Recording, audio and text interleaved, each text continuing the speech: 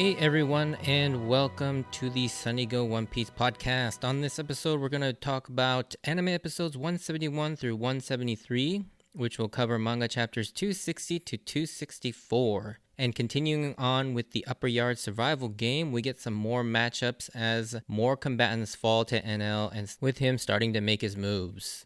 I personally really like these episodes. More so, actually, I like Chopper's episode here where he fights against Giratsu. I think that's one of his best one-on-one fights, so I'm really excited to talk about that one.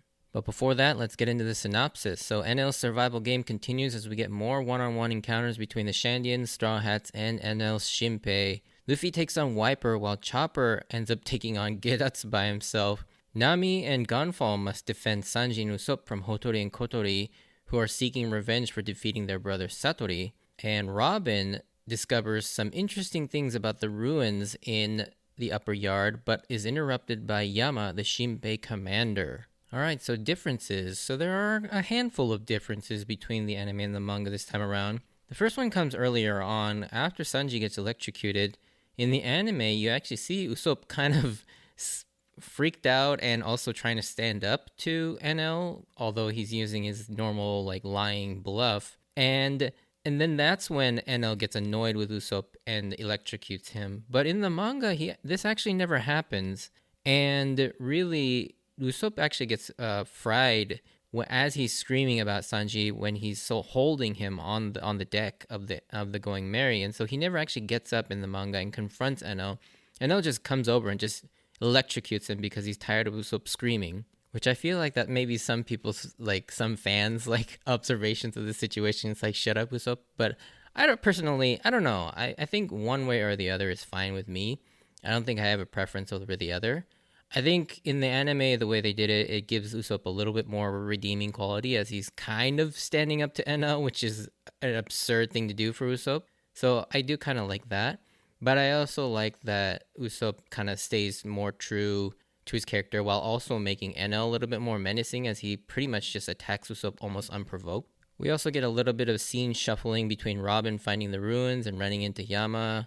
This is all shown a lot later in the anime, where it should be somewhere in episode 171. It's actually pushed to the beginning of 172. And so they kind of rearrange that. I mean, it's not a really big change, but you do kind of see the timing of that being changed up. And then speaking of changing things up with the sequence of Robin's scenes, Chopper's fight in the anime is interrupted a little bit with Robin's fight with Yama, as well as seeing Luffy wandering inside his quote-unquote cave. And again, I hate how they do this in the anime, how they keep intercutting things when in the manga it's just one long sequence where, because you want to see an entire fight from beginning to end without being interrupted. And for some reason, the anime seems to feel the need to keep intercutting things that aren't necessarily the way it's shown in the manga. And it's not like it makes the pace any better. It makes it worse, arguably. And so this change really annoys me. A couple kind of fun additions, though, is one, we actually get to see Aisa getting saved by Konis and Pagaya, whereas in the manga, we don't see this at all. And it actually already catches up with them on their way to the Going Merry, with already Aisa aboard their ship, and we don't actually get to see how they ran into each other, and she's just magically with them. They kind of sort of explain it away in the next few scenes in the manga, but I like that they actually showed how they saved her, and so this is a nice addition to the anime. And similarly, after Gunfall leaves Nami, there's an added line after that long pause where she's crying over the fact that Gunfall is leaving her alone, and in the manga it actually just has that long pause, but then Nami just goes on and starts dragging Usopp and Sanji to treat them. But in the anime you see that long pause and then she yells out, "I'm gonna cry." And so that's not in the manga, and I thought that was a pretty funny addition as well. So that does it for the differences. Let's get into the episodes themselves. So we begin the episode with Usopp freaking out over Sanji being quote-unquote killed, mistaking his lack of a heartbeat because he was checking for it on the right side of the chest instead of the left side, which is a very cliched joke about looking for a pulse and not finding it because you're looking in the wrong area. But, it's fine. And then, like I mentioned in the differences section, Usopp tries to stand up to Enel half-heartedly, but then immediately gets electrocuted and fried as well, knocking out two Straw Hats now, leaving Nami and Gonfo by themselves. The rest of the scene is primarily to serve as a vehicle to explain to us a little bit more about Enel himself, like his goals and motivations specifically. And it turns out he's after the same thing as the Straw Hats, which is the Lost City of Gold in Shandora, which we learn that is the name of the city. And one thing that stood out to me upon seeing the first image of what Shandora might look like, it's pretty clear Oda drew inspiration from another famous city of gold in our own legend and folklore, being the legend of the Golden City El Dorado. And in this image, you can see the square pyramid-like structure often associated with the Mayan civilization, both being from Central America. He sort of mashed them together to create Shandora.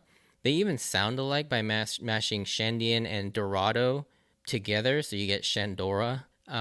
We don't quite know what Enno wants to do with all the gold yet, but it seems like he wants it more for a purpose, not so much for its monetary value.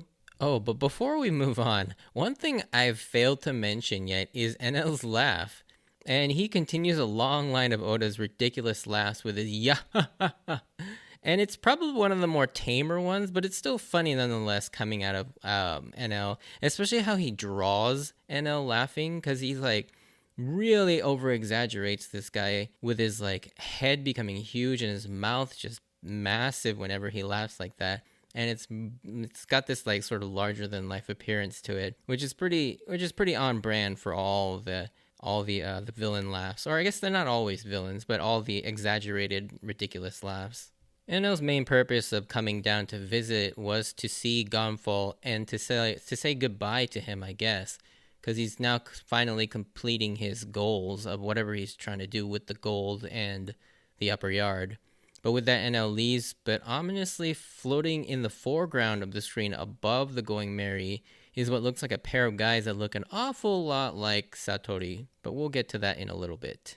However, before we get to see what's up with all of that, we come back to the other cliffhanger from the last episode, which was Luffy versus Wiper. And we start by rehashing what we've already seen, which is annoying, but to be fair, we were never supposed to see this scene earlier, so this is actually the correct place to view this portion, with Luffy bouncing back Wiper's bazooka shots. And we get to see another example of the uniqueness of Sky Combat with the dials, as he turns his bazooka by putting a breath dial into a what's called a burn bazooka. By utilizing the breath dial and combining with the gas, it allows him to fire like a laser-like blast of flames, and it's pretty hot, especially because it comes out blue. And so we all know blue fire is the hottest, or I guess it's hotter than red fire for sure. And so it like just cuts straight through like a tree, like a massive tree, one of those Skypian trees. And so it's clearly strong enough. And Luffy jumping out of the way of that thing, I don't know why, but that's always been really funny to me, because it's almost an expression that we've never really seen him do, with those like wide-eyed, almost like rounded facial features. But I mean, obviously Luffy isn't trying his all out, since he doesn't actually have much ill will towards Wiper, as he's more of an obstacle more than an antagonist. But Wiper holds his own pretty impressively against Luffy, almost unbelievably so, actually. I mean, he has the physical strength to match Luffy's monster-like strength by stopping Luffy's Gomu Gomu no Stomp dead in its tracks, as well as the speed to somewhat keep up with Luffy's volley of attacks. It's kind of crazy to me how they sort of portray Wiper's strength. Like, it's hard to kind of get a gauge of like what makes this guy this strong for such a normal human. But I guess, I mean, we don't really take that for granted with Sanji and Zoro, so maybe he's just super strong. I think my favorite part, though, is I love how this duel sort of comes to an end with the dual bazooka attacks. I mean, both of them known for very famous bazooka attacks, and then as they charge at each other, both of them yelling bazooka at the same time. I always thought that was an opportunity that couldn't be missed, and Oda definitely delivered on that, so I'm glad we got to see that. And yeah, I really enjoyed this fight. I mean, as short as it was, it's really well animated, and especially that final duel hit on each other was pretty cool to see. Both of them eventually get blasted away by each other's attacks, but Luffy seemingly, something happens to him, and he's shown falling into a cavern of some sort. but it's pretty obvious and heavily implied that he got swallowed whole by that giant snake from earlier, as it's sort of like slithering in the background, and you see something from the first person view just like lunging at Luffy just before he starts falling into the cavern. So it's pretty safe to say that he was swallowed and he's now falling into that snake's stomach. I'll get into that a little bit more towards the end of this episode. We then see a brief scene where Yama beats up on another one of the Shandian warriors, Genbo, showcasing his abilities and powers, and to sort of build up the tension for his eventual fight with Robin. And he emphasizes here that even without Devil Fruit powers, with the dials, these people can be pretty threatening, which we've seen with now both with Wiper and Baraham. So throughout these episodes, we kind of jump back and forth with all the Robin scenes, but I'm going to try and talk about most of them here so that I'm not cutting back and forth. But yeah, later on we see Robin examining some ruins, but it's interrupted by Yama. And then later on in episode 172, we see Robin determining that the ruins of the city of Shandora were from 1100 years ago, and they roughly fell around 800 years ago. And it's here where things get really interesting, as she explains that these ruins fall in line with something called the Void Century area of history, which she implies that there is a missing 100 years worth of history that's unknown to the world, which she's very interested in. Now, the concept of the Void Century doesn't seem like a big deal here, but trust me, it becomes a very important story element as the series goes on. But for now, one thing you can kind of take away from this is it kind of adds a little bit more to Robin's dream of finding the real poneglyph and finding the true history. And so you kind of get the sense that she's actually looking for this area of history, this missing 100 years, and this is kind of more specific as to what her real goal is.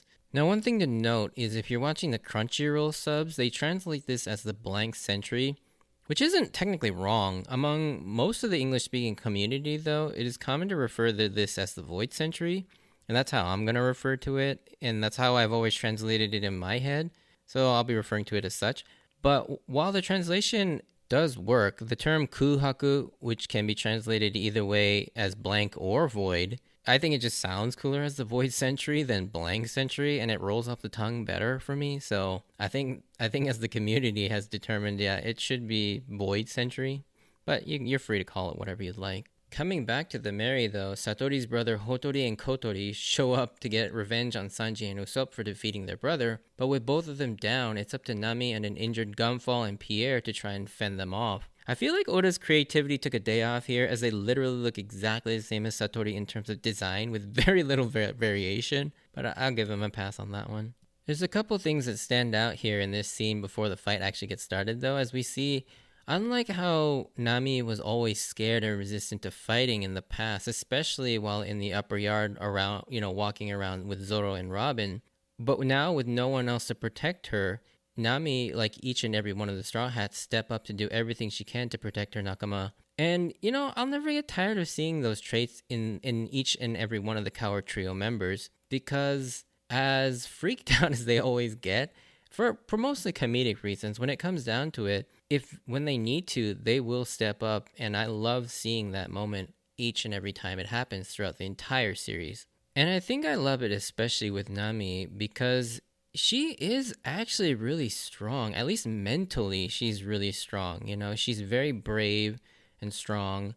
Unlike sort of Usopp and maybe even to a lesser extent Chopper, who kind of like mentally break down as well. They're just like constantly freaked out. However, Nami, when she actually decides to be brave, she is pretty badass when it comes down to it. And, it's really fun to see that. The other thing that I like about this scene is that you get to see sort of how someone who is used to sky combat approach it, as the first thing Gunfall mentions to Nami is to figure out what dials they're using and how they're using it. Similar to how when pirates fight, they determine what devil fruit powers they're using. But before that fight actually starts, we move on to catching back up with the other cliffhanger thread that was left off in the last episode, which was Chopper running into another priest, this time Gedatsu. And I personally love this fight, as I mentioned earlier on in the intro. I mean, it's up there with one of my favorite Chopper fights. Although sadly, it's because mostly we don't get very many Chopper one-on-one fights throughout the entire series. Not to disappoint anyone for future viewing, but it's just kind of the sad reality of it. But luckily we do get this fight, and the dynamics of this fight are so absurd due to the combination of Chopper freaking out and Gedatsu's weird tendency of carelessness when it comes to like very inherently natural things like accidentally going white-eyed and being unable to see, not crossing his arms all the way, and even forgetting to actually speak his thoughts to convey them to people around him. It's such a weird villain quirk, and honestly, I didn't quite get it. And I still don't get it to this day. I think this is one of the first gags that doesn't really land with me personally in the entire series thus far. Like, I don't really find this all that funny, and more just silly and stupid.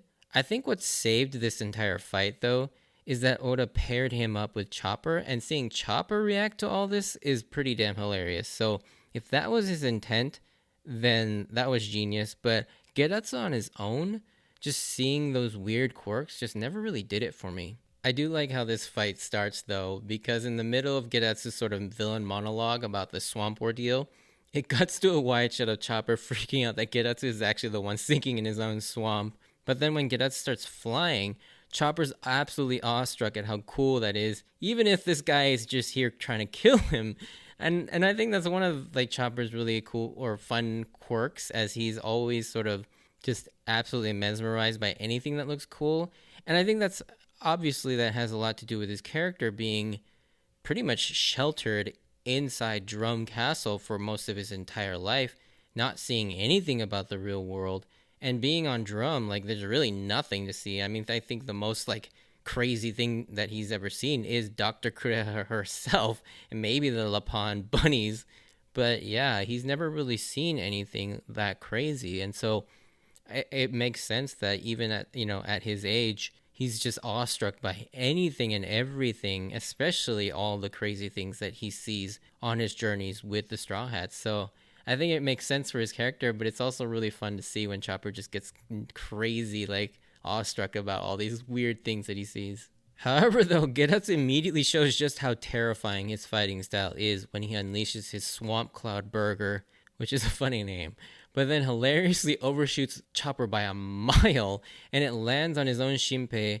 But it's here we see that the cloud is composed of water clouds that slowly drowns you as you can't grip it since it's a cloud, and the more you struggle, the more it sucks you in like quicksand. That to me is one of the most terrifying ways to die, to be honest. And Chopper, being the good doctor, he can't see a person dying without trying to help them, and even while running for his life. However, he may need to get a refresher course on his CPR because the way he performs it on this Shinpei soldier is absolutely ridiculous.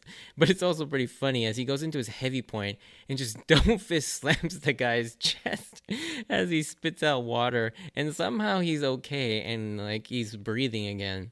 The Shinpei, being saved by Chopper, decides to switch sides and fight alongside Chopper.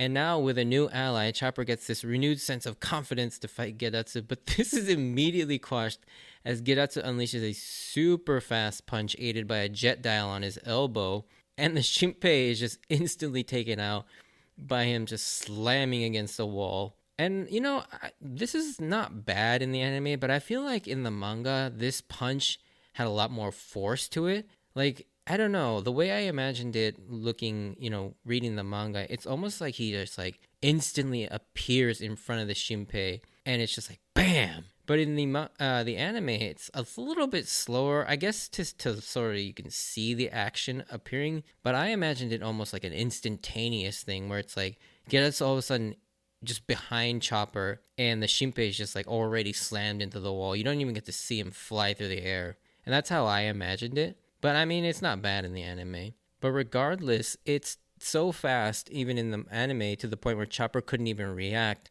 And as tense as this moment is supposed to be, I can't help but laugh at how quickly the tide shifts again, with Chopper standing there absolutely shook, standing in the back with his mouth agape, and Gedatsu imposingly posing over him in the foreground of the shot. It's pretty crazy. Upon seeing this, Chopper absolutely is terrified and determines he needs to run or else he's going to get killed. But unable to outrun him, he actually eventually decides that he has to fight and eats a rumble ball immediately while avoiding a couple attacks. But it gets to a point where he has no choice but to take an attack with his guard point, but then is shocked to find that he still takes massive amount of damage even in his guard point. But somehow in all of the volley of attacks, his brain point somehow manages to figure out that Gedatsu's feet are his weakness. And it's at this point we get an awesome growth moment for Chopper's character. With his last bit of strength, he resolves to stand and fight. He finally realizes that because he's always so quick to run and hide, everyone always comes to his aid. But if he wants to become a pirate, and a strong pirate, that the one that Hiruruku always told him about as a kid, and be someone the others can rely upon, Chopper has to learn to stand and fight even if he's going up against a stronger opponent and is scared. It's here that we finally see that development happening, and it's this development why this will be one of my favorite Chopper fights and favorite Chopper moments of all, as this is probably where we see Chopper go from just the crew's doctor to being a full-on Straw Hat pirate. And yeah, I am all about that. And yeah, like I said, this is easily one of my favorite Chopper moments in the entire series. And with this new strategy in hand, he manages to remove one of Gedatsu's Milky Dial shoes and throws Gedatsu off balance while in the air. With this opportunity, Chopper sees an opening to unleash a new move with his arm point called the Cloven Cross, or the Kokte Cross, which literally translates to carving hoof cross, where he punches Gedatsu with his hooves joined together at his wrists and make this sort of cross-like indentation, which is a cool upgrade from his Kokte Roseo, and, with this fight from Chess Marimo back on drum. And again, I love this little moment where when the fight ends with Chopper freaking out from falling, but then triumphantly lands screaming out, "Now I'm a pirate too!" Or "Ore wa mou kaizoku da!" And I mean, this is a huge and awesome moment for Chopper. He just beat a priest on his own, something that everyone up till now has struggled with. While I admit Gedatsu is probably the weakest of the 4 priests, it is still an amazing accomplishment. And with this being one of Chopper's first real one-on-one fight as a Straw Hat, it's a significant moment for him, and I love it. I wish we had more moments like this for Chopper, but going forward, he just doesn't seem to get as many, which sucks, because Chopper is a really fun character to see fight, especially when it's done right, because of how creative and dynamic his fighting style could be with the Rumble Ball abilities. And he's also just comedically funny because he sort of skirts that line between being a strong combatant, because he's not weak by any means, but he's just mentally scared because of how young he is compared to the rest of the members. And also, to cap this fight off, I love the ending to this, as Chopper is screaming for Gedatsu to sing faster and faster, and it starts building tension to maybe the fight might not be over, to Gedatsu just blasting himself instantly down, and Chopper's shocked reaction is like, "Whew, he really sank." But again, yeah, awesome fight for Chopper, and I really love this moment. Moving on, we then get a short scene of Aisa's waver breaking down, and then her being saved by Kones and Pagaya, who happen to be heading towards the Going Merry. And like I mentioned in the different section, this happens off screen in the manga, and you never actually get to see this moment. I do like that this was added into the anime. It's just a random development that, like, Aisa is with them for some reason in the manga, so this scene and relationship that develops between Aisa and them is also an important one throughout the whole arc. We know that the Shandians and Skypians have been enemies, but here the younger generation meeting and seeing both sides that aren't, they're not bad people in Aisa and Konis, it kind of foreshadows, hopefully, the peace between the two races of people by the end of all this. And now we get to return to the Going Merry with Hotori and Kotori beating up on an unconscious Usopp and Sanji. And during this fight, it's funny how Hotori and Kotori underestimate Gunfall, because really, I also underestimate just how strong Gunfall is. Like, me and the reader, or me as the reader, like, I was genuinely surprised at how nimble he is after he gets blasted off the ship and jumps right back on. And then one hit stabs Kotori. You kind of start to understand why this guy was the former god before NL arrived, because not only was he a kind and benevolent ruler, but he's also a very capable leader and combatant. Also, can we acknowledge how utterly hilarious that Nami still refers to Gunfall as the Weird Knight, or Hennakishi? But as the former god, it's kind of appropriate, as earlier Nami, demonstrates how God is nothing compared to money and gold. And we see that sort of that nice through line to that joke, however subtle it is, that Nami she's still disrespecting the former god, because it doesn't matter to her compared to, money and gold. And speaking of Nami, she manages to knock off Hotori with the Cyclone Tempo, And this always surprises and catches me off guard how much force the Cyclone Tempo has. I mean, the way it's portrayed in the anime, at least, it makes it seem like this thing should not have that amount of force behind it. When it connects, it freaking launches Hotori with the force of an explosion almost, which I know sounds stupid, but it is kind of unbelievable. But they finish off Hotori with Nami using her claim attack much more adeptly and effectively this time, having practiced it more presumably since her encounter with Miss Doublefinger by creating fog, and then she uses Gunfall's impact gauntlet to blow away Hotori's face. I always found this scene weird and funny how in the anime it's made almost unnecessarily sexual. I mean, the way the camera work is done, it's really weird. You see Nami's crotch wrapping around Hotori's face for a good few seconds before she puts the gauntlet into his face. I mean, in the manga, this attack plays out almost exactly the same way, but you don't get this like close-up of her crotch up in his face. It just immediately goes to the panel with the gauntlet already in Hotori's face. I don't know if it's just something that always stood out to me and was definitely a deliberate choice by the anime directors to add this sequence the way it is. It's here you also get an idea of how much recoil an impact dial causes a normal human, as Nami is in some considerable pain after its use, but it seems to be somewhat tolerable. But it's kind of crazy to see people like Gunfall and Satori and everybody just using these things as if nothing happens. Obviously, the reject dial kind of causes Wiper a bit of damage, but even he's able to hold it straight. And so to see Nami sort of just writhing in pain because of this thing kind of gives you a sense just how strong these people are. With the pair of enemies taken care of, Gunfall then takes off to go after Enel for fear that his former Divine Squad might be in danger now that Enel has made his move and is ready to move on. With that, Konis and company finally catch up to the Mary with their trumpet still blaring and startles Nami. And there's a blink and you'll miss it joke where you see Nami using the injured bodies of Sanji and Usopp as shields.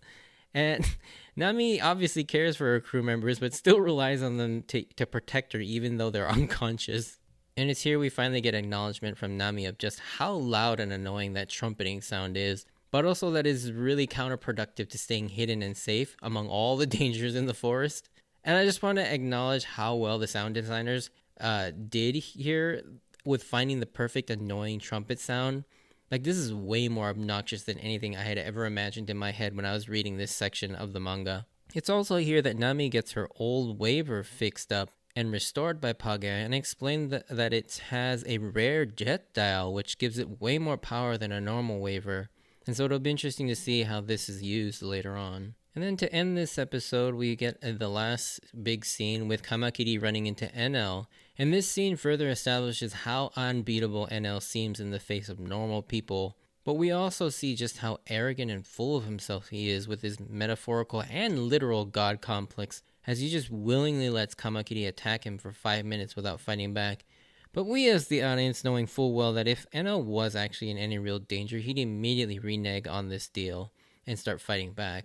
And Kamakiri obviously gets taken out by Enel's 1 million volt Vari attack. And in the process of this attack, it's conducted through the Milky Road and kills an additional 20 combatants unintentionally. One thing I was worried about after having seen this is, at this point, with how powerful Enel was, I was kind of worried that this sort of dynamic that we'd only have these sort of elemental type devil fruit users be the only powerful type of enemies that we could ever go up against in order to create a challenge for Luffy. And I feel like it might get old real fast. I mean, now that we've seen Crocodile and now Enel, it's like, are we ever going to get any different types of enemies here?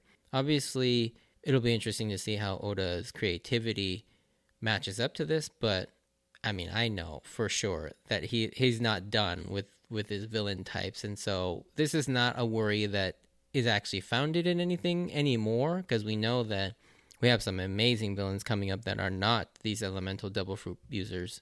So don't worry about that. But that was just a thought that crossed my mind when I first read this section. But the episode ends on a clip of Luffy completely out of action and stuck inside this quote-unquote cave, which we all know to be inside the snake. And we see him amazed at finding random treasures, acting all oblivious to the madness happening around him, setting up the usual shonen manga trope of taking the main hero out of action till the last minute to make that sort of dramatic intro. It's weird. Oda has actually used this a lot now, yet it never gets tired as he seems to always make everything else going on around the hero so fun. So I never really noticed it to be a problem, but it's definitely a trope that he has used a lot up till now and will use quite a bit going forward. As, this is really the only way to build any tension while giving the other characters some space to shine and creating that sort of hero moment. So, yeah, this is how he accomplishes it here in Skypiea.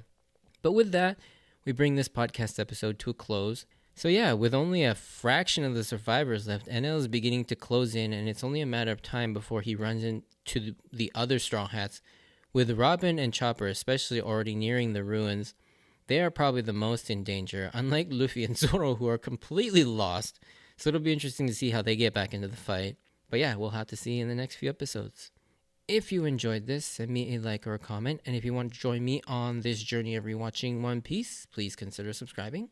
Check out my Instagram and Twitter account at SunnyGo Podcast if you want to get some updates and see some pictures of my manga collection. Just a small spoiler section this time to talk about a couple points, but if you don't want to hear about those, I want to thank you for taking the time to listen to my podcast and hope to see you on the next episode. See ya.